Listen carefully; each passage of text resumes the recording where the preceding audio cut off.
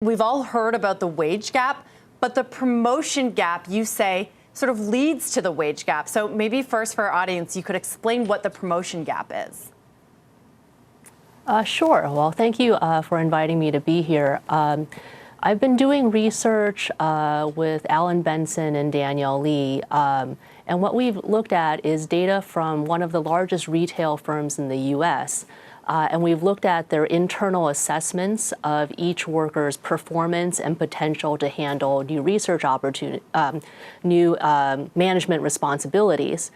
And we've also looked at their promotion rates. So in our firm, when we study about 30,000 management track workers, we find that women are about 13% less likely to be promoted compared to men. And this is approximately the same at every kind of rung in the hierarchy. And this firm is not unusual. This reflects kind of the broader data in the U.S., which is that women have noticeably lower promotion rates compared to men in the same firm in approximately the same position.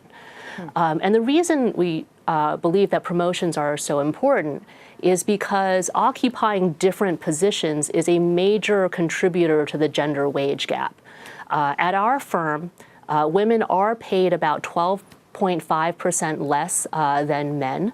And we find that about 70% of this gender wage gap is due to women occupying different positions compared to men within the same firm.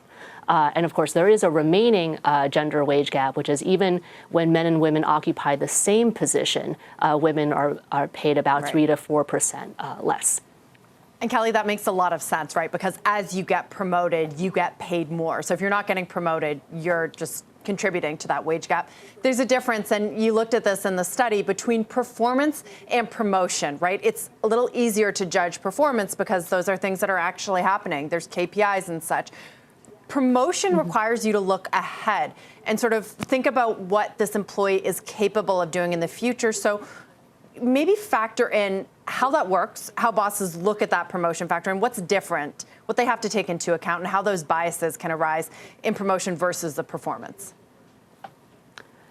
Right. I think the firm that we study, as well as many other businesses and organizations, they're aware that we don't want to only promote based upon a worker's past performance, because there's this notion known as the Peter Principle, which I've also researched. That's the idea that, for example, the best sales worker is not necessarily the best manager of sales workers, because management requires a different skill set than doing direct sales. But the response to this Peter Principle problem by many firms is that they're going to try to directly forecast each worker's potential to handle new managerial responsibilities. I think this is a reasonable thing to try to forecast, but because forecasting anyone's future performance is just such a difficult exercise, it's also a space where a variety of biases, potentially even unconscious biases, can creep in. So in particular, when people imagine what type of person makes for a good manager, they might imagine other managers they've seen who have predominantly been male. It's also the case that when I'm forecasting your potential, I may be influenced by how much you've advocated for yourself, how much you've threatened to leave for outside offers, perhaps how much you've boasted about your previous performance and your ambitions within the firm. All of this could have a gendered aspect. So specifically what we find in our data is actually women within this firm have higher performance ratings compared to the men. And you would think that might mean they're more likely to be promoted. However, they get assigned sharply lower potential forecasts by their direct supervisors. And this difference in potential ratings for women in this firm can explain up to about half of the overall gender gap in promotion rates. You hit on something in that last answer that a key finding that was also really interesting to me. And when you think about promoting someone, you think about their ability or their willingness to stay at a company, right? And with women, that usually translates into, are they going to start families? Are they going to be out of the workforce for a certain amount of time? But what your study found is that men are actually at higher risk of loss, right? Because of part of what you just said. They can advocate for themselves. They'll go somewhere else. How does that factor in? How should managers, executives be thinking about that? What we found in our firm, and it's also the case in the broader data for the U.S., is men are slightly more likely than women to leave their current firm. Now, the reasons men and women leave their current firm can differ.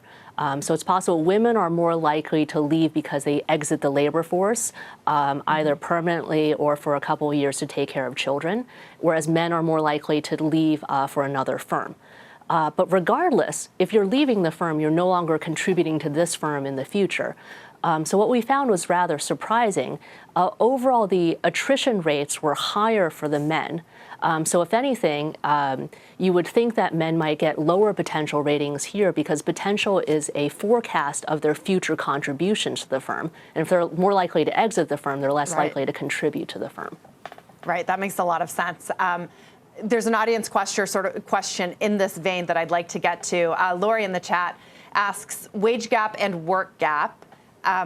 When women have to take care of children for several years, that can take them out of the workforce, or it can sort of limit what they can do. How, she asks, can women catch up?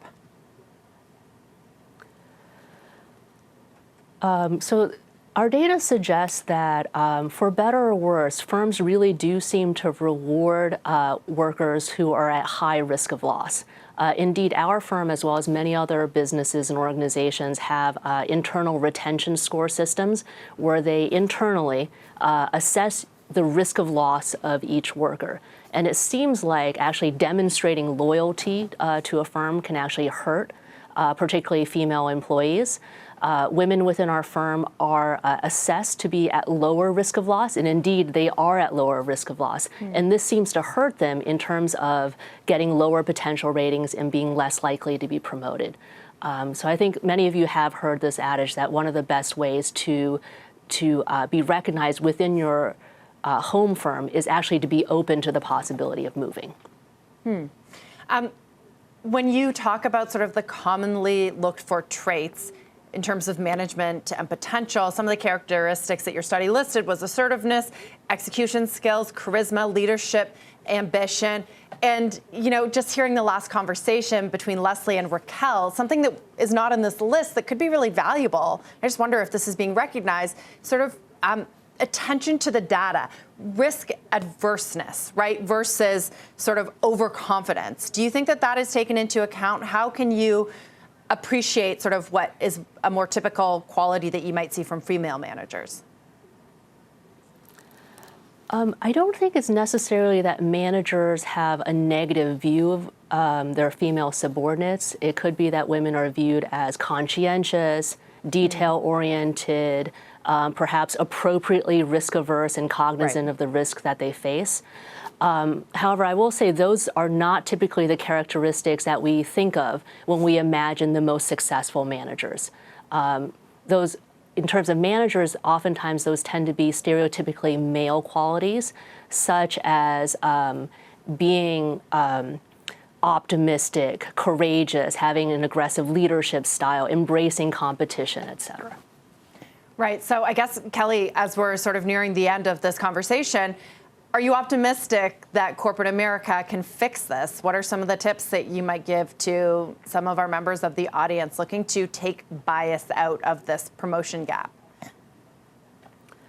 Well, I think a lot of the advice has been focused on how female workers can change how they behave and advocate for themselves and actually engage in some degree of self-promotion. I think that could be effective. But I would also argue that instead of putting all of the burden on women to behave differently and to advocate for themselves, you know, it would be great if firms and the managers in charge of these decisions also stopped rewarding kind of boasting and this aggressive behavior to the same extent, and instead just recognize that many female workers actually have high potential, and their current assessments of their potential appear to be downward biased, and actually they outperform a lot of the expectations of their immediate supervisors. Right, and I also will just note that in your study, you also say that more women managers will help.